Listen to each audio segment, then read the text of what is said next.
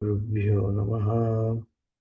हरिः ॐ। सदाशिवसमारम्भां शङ्कराचार्यमध्यमाम् अस्मदाचार्यपर्यन्तां वन्दे गुरुपरम्परां। श्रुतिस्मृतिपुराणानाम् आलयं करुणालयं नमामि भगवत्पादशङ्करं लोकशङ्करं।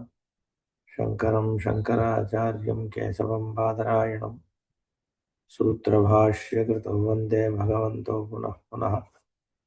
ईश्वरो गुरुरात्मेति मूर्तिभेदविभागिने व्योमवद्व्याप्तदेहाय दक्षिणामूर्तये नमः।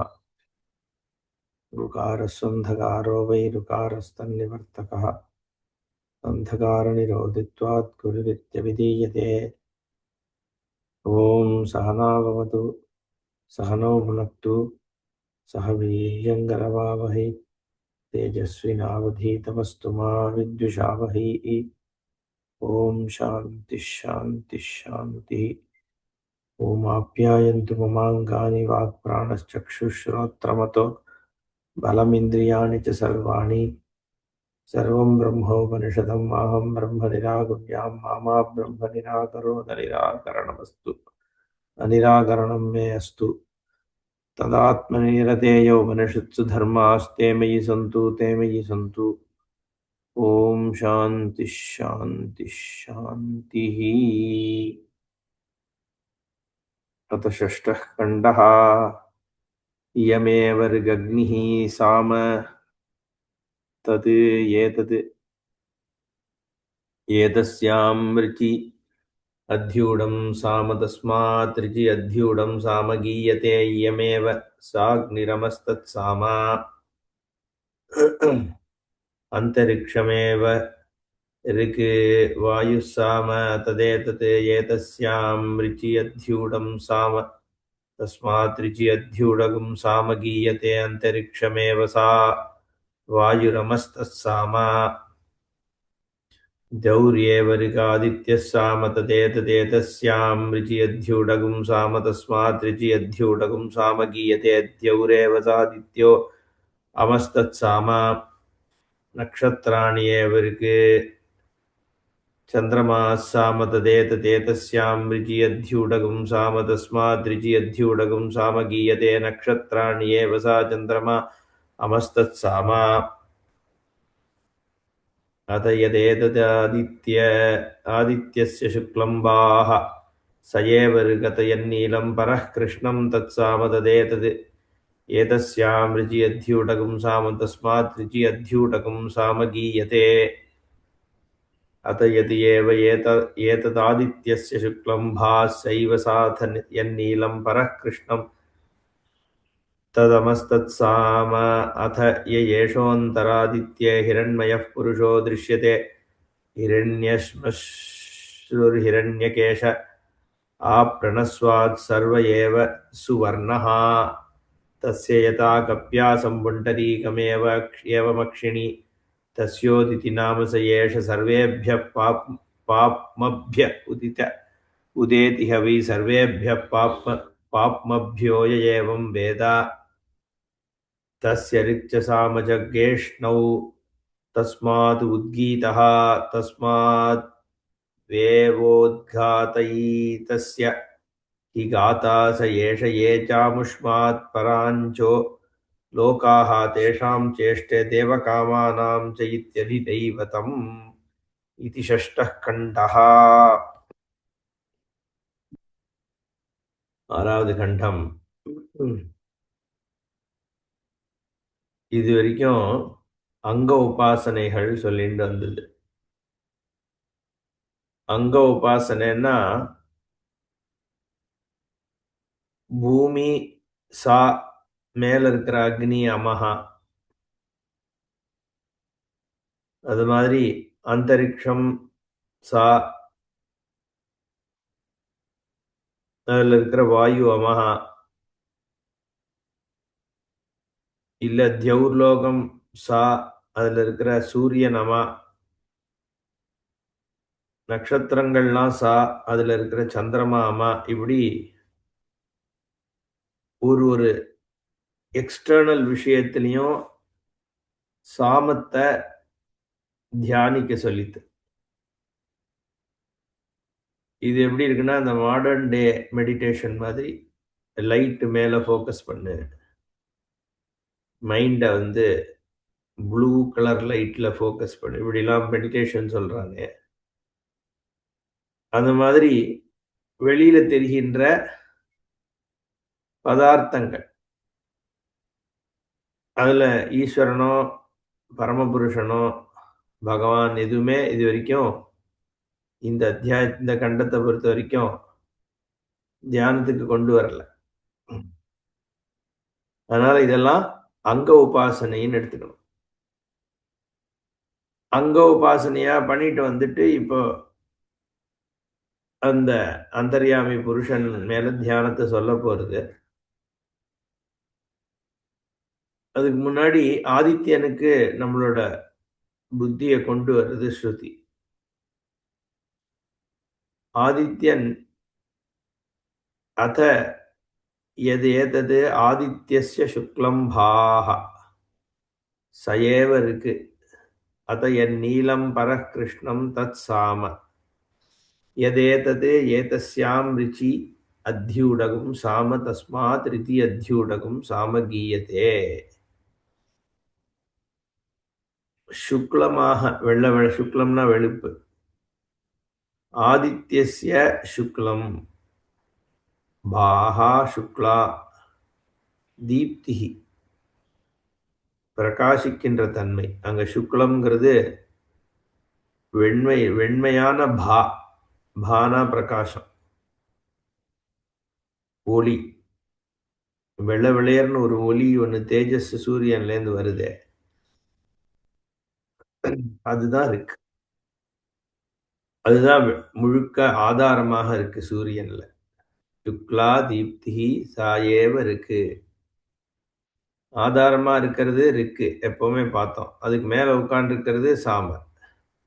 இங்க எதுன்னா அத எது ஆதித்யே நீலம் பரஹா கிருஷ்ணம் பரஹா அதிசயேன கார்ஷ்ணியம்.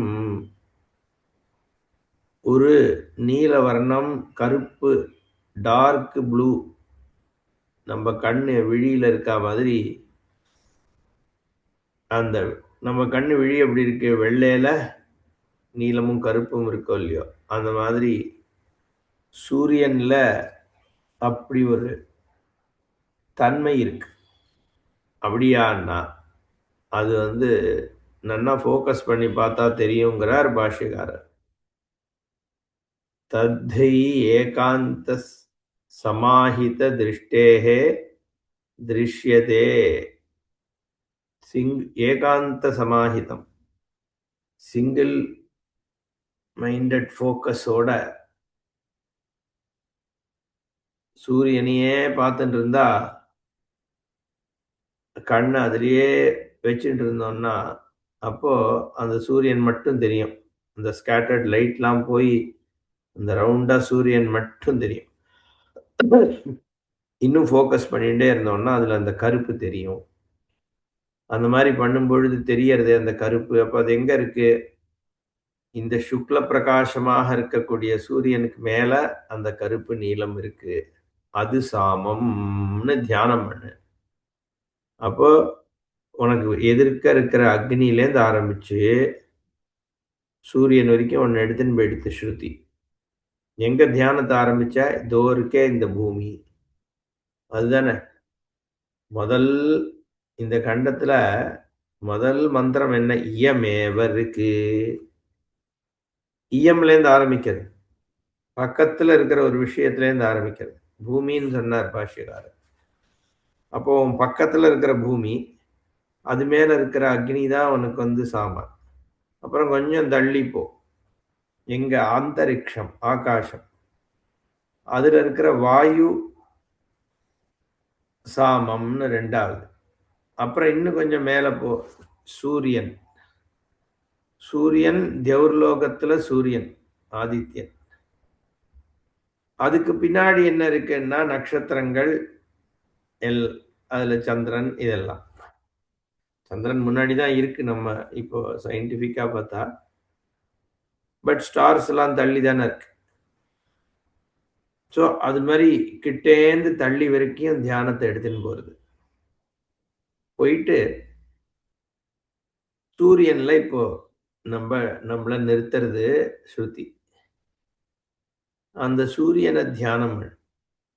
இப்போதைக்கு முதல்ல 5வது மந்திரத்துல என்ன தியானம் சொல்லியிருக்கு? பிசிக்கலா சூரியனுடைய பிரகாசம், அதுல இருக்கிற அந்த கருப்பு சொல்லித்தா.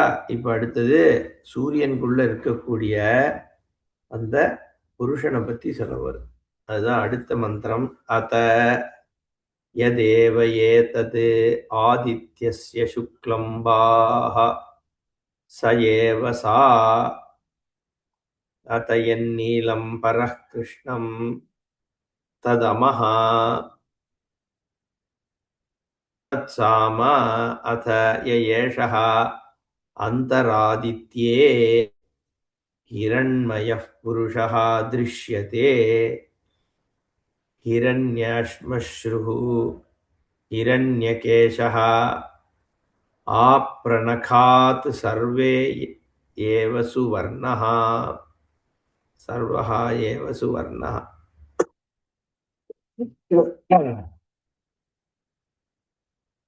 முதல்ல இந்த ரிக்கு சாமன்னு சொன்னத சா அமன்னு எப்போ மாதிரி அந்த கருப்பு இருக்கே, அதுல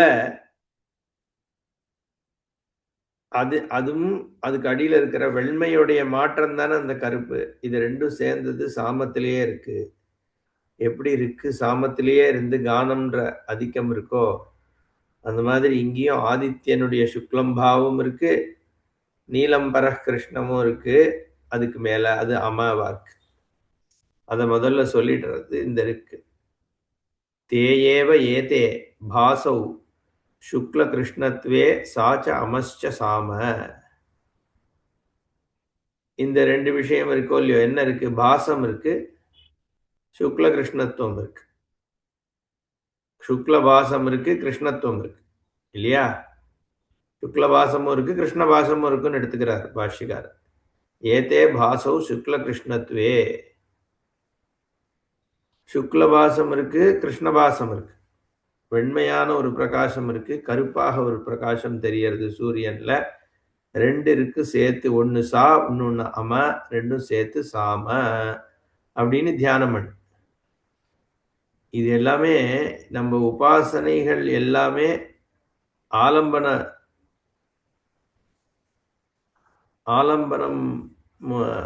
ஆலம்பனத்தை பேஸ் பண்ணி தான் இல்லையா? நிறைய தடவை அதை நம்ம சொல்லிட்டோம். இந்த பீஜ மந்திரங்கள், சப்தங்கள், வியாகிருதிகள் இதெல்லாமே ஆலம்பனம். பூர்புவஸ்வஹா அப்படிங்கிற 3 வியாகிருதியில நீ விஷயத்தை தியானம் பண்ணு, ப்ரொஜெக்ட் பண்ணு. இல்லைன்னா பூர்புவஸ்வஹா மகஹா ஜனஹா தபஹா சத்தியம்னு 7 லோகங்கள், அதுக்குள்ளேயே உலகம் எல்லாம் இருக்கு அப்படின்னு அந்த 7 வியாகிருதியில எல்லாத்தையும் தியானம் பண்ணு. பூராதி சப்த வியாகிருதீனாம் அத்ரி பிருகு குத்ஸ வசிஷ்ட கௌதம காஸ்யப அங்கீரசா ரிஷயா.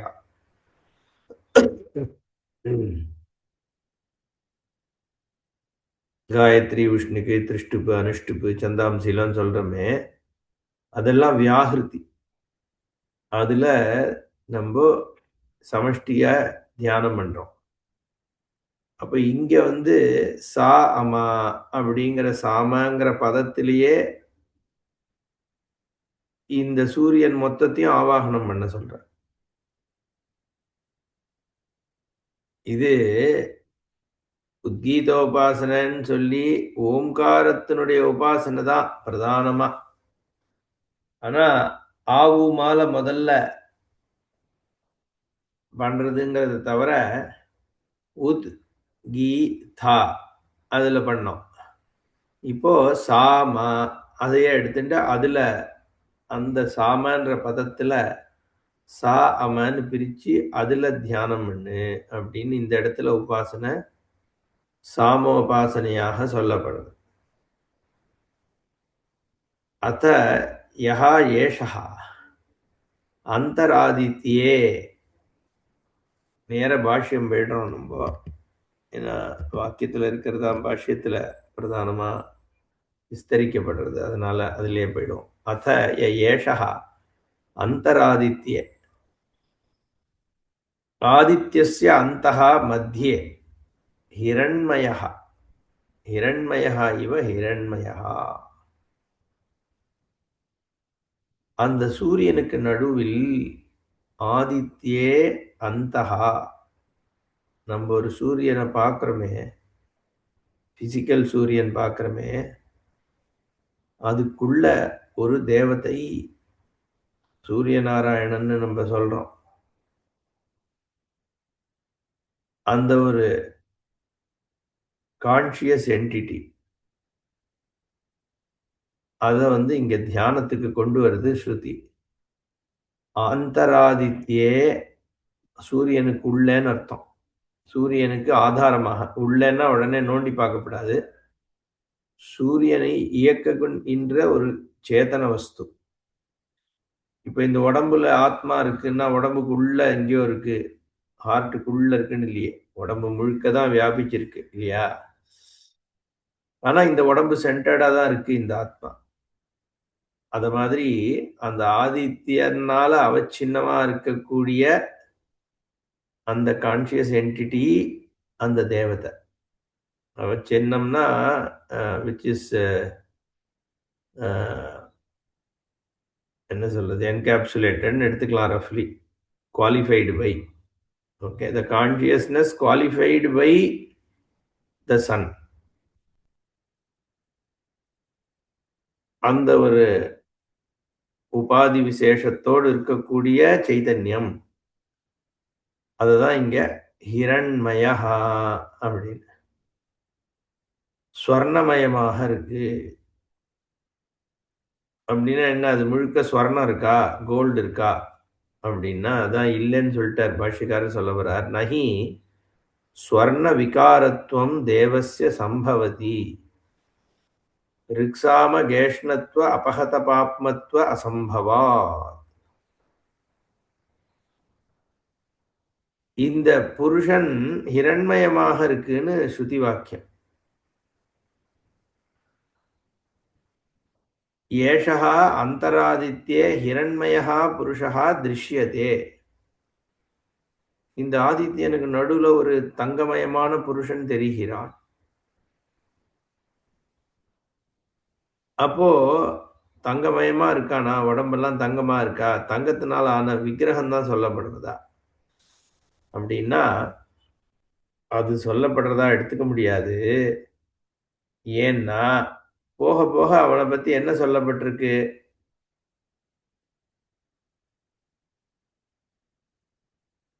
அபஹத பாப்மா பாப்மப்யஹா உதிதஹா. அடுத்த மந்திரத்துல இருக்கு, சர்வேப்யஹா பாப்மப்யஹா உதிதஹா உதே உதா இதிஹ வை சர்வேப்யஹா பாப்மப்யஹா. எல்லா பாபங்களிலிருந்தும் உயர்ந்து வெளிவந்தவன் அர்த்தம் இந்த இடத்துல. அதனால உதுன்னு ஒரு பெயர்னு சொல்லுது வேதம். அதனால அத உத்த பாடினதுனால உத்காதா, உத்கீதம் அப்படின்லாம் சொல்ல போறது. அந்த உத்துங்கிற பதம் இந்த புருஷனுக்கு பெயரு. ஏன்னா அது பாபங்களிலிருந்து விடுபட்டு வந்த ஒரு புருஷன் அப்படிங்கிறதுனால, அப்படின்னு சொல்றதுனால அபகத பாப்மா, பாபங்களில் இருந்து விடுபட்டதுங்கிறது வெறும் தங்கத்துக்கு இருக்க முடியுமா? ஒரு சேத்தன பொருளுக்கு தான் புண்ணிய பாபம் இருக்க முடியும்.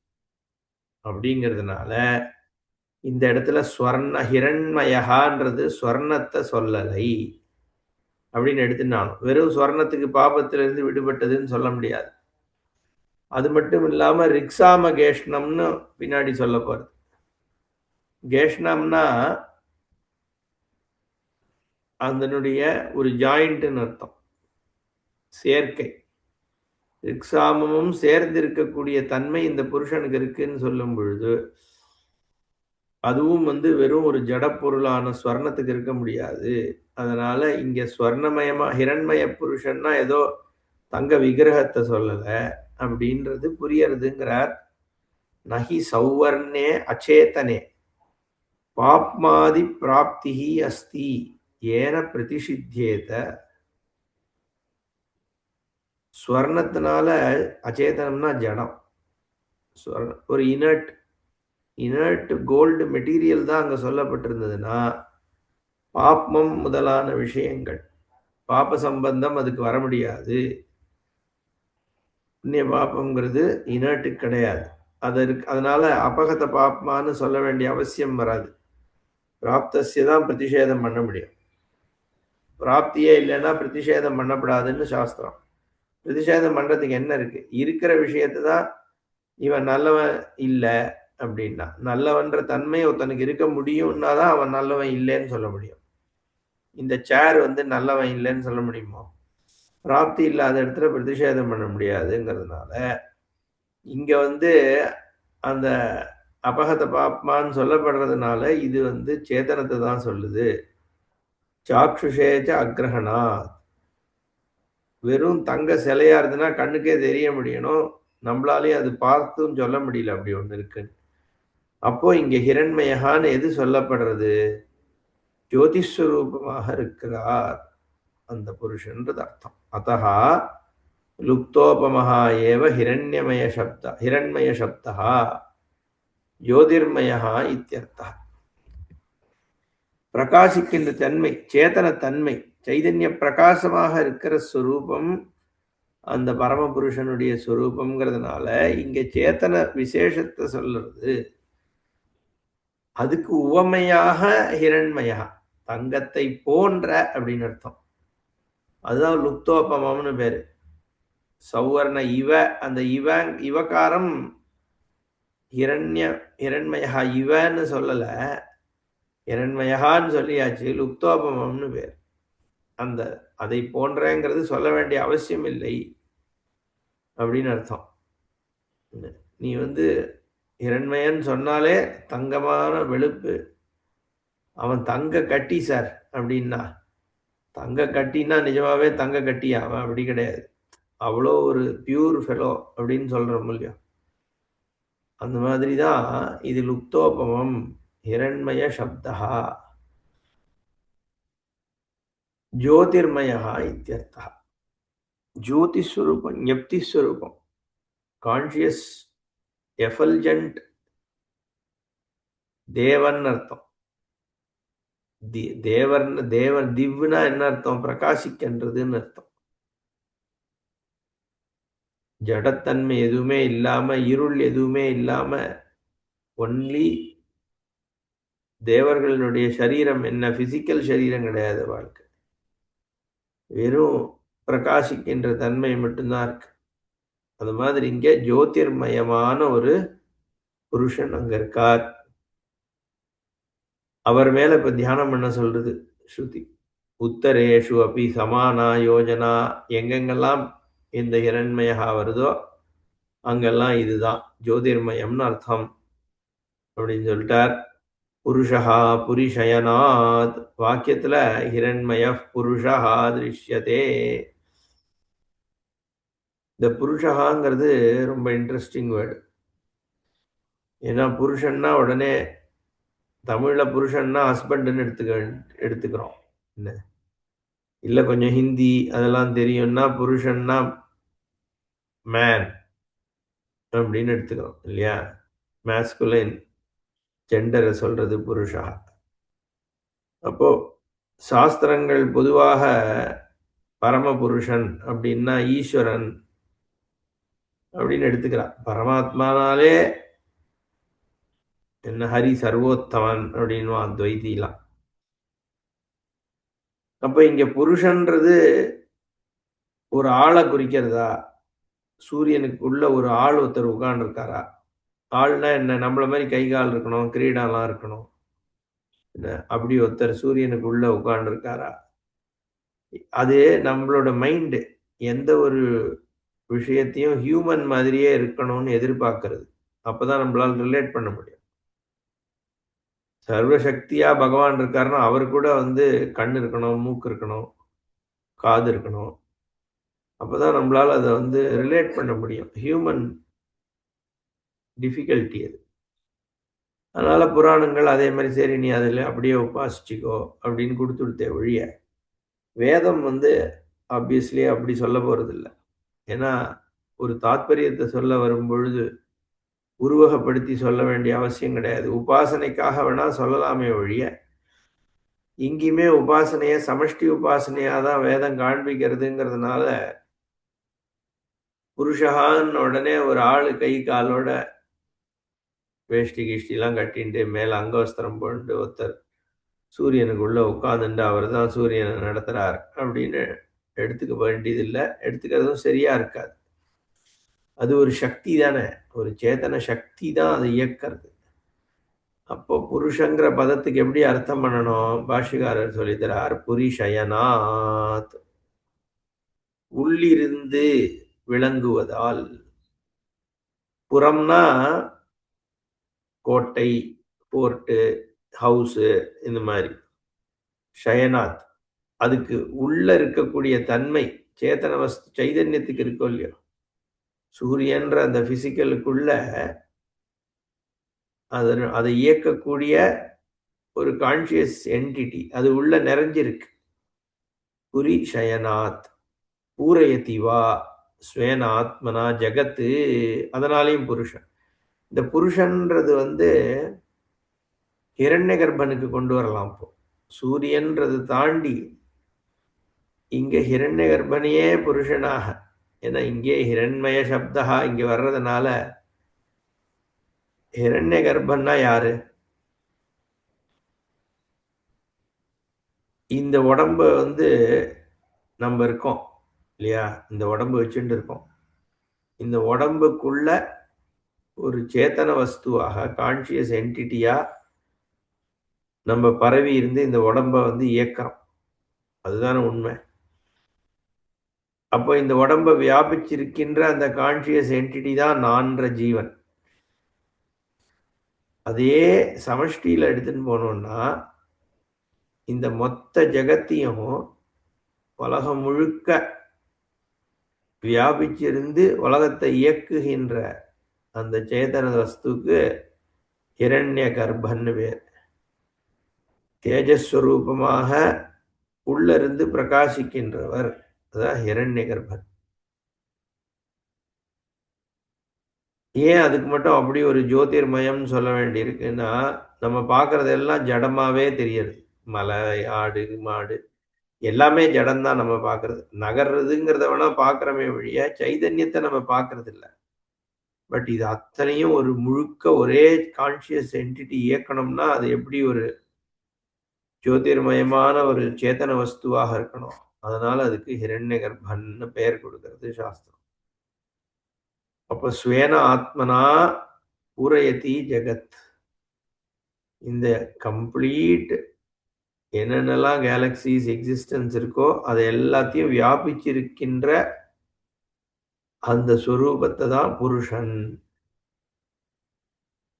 இப்போ ஒரு என்டிட்டி சொல்றோமே, இதுதான் வந்து விசிஷ்டாத்வைதி அவளுக்கெல்லாம் அல்டிமேட் பகவானே.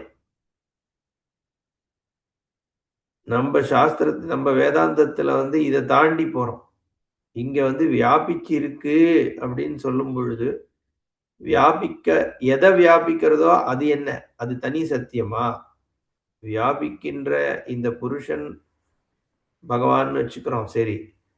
அந்த புருஷன் ஏதோ ஒண்ணுத்த வியாபிக்கிறதே, அது ஒரு தனி சத்தியமா? அப்படிங்கிற அடுத்த கேள்விக்கு நம்ம போறோம். அது தனி சத்தியம்தான்றா மத்தவாள்லாம். நம்ம வேதாந்த விசாரத்துல அதுக்கும் இதுக்கும் வித்தியாசம் கிடையாது. இருக்கிறது ஒரே வஸ்து தான். அப்படிங்கிறது தான் அத்வைதம். எனிவே, இங்க உபாசனையில இருக்கோம் நம்போ. அதனால இது எல்லாத்தையும் வியாபிக்கிறதுனாலையும் புருஷன் திருஷ்யதே நிவிருத்த சக்ஷுர்பிஹி சமாஹித சேதோபிஹி பிரம்மச்சரியாதி சாதனாபேக்ஷைஹி. அப்படிப்பட்ட புருஷனை யார் பார்க்கறான்னா, யார் அதிகாரியோ அவனால பார்க்க முடியும். சமாஹித சேதஹா, மைண்ட கண்ட்ரோல் பண்ணக்கூடியவன். பிரம்மச்சரியாதி சாதனாபேக்ஷா, பிரம்மச்சரியம், அஸ்தேயம், இந்த மாதிரி சாதன சதுஷ்டயங்கள்லாம் இருக்கக்கூடிய ஒருவனால், நிவிருத்த சக்ஷுவாக இருக்கிற யோகிகள்னால பார்க்கப்படக்கூடியதுதான் இந்த ஸ்வரூபம். அப்படிப்பட்டது மேல நம்ம தியானம் பண்ணணும்னு ஸ்ருதி சொல்றது.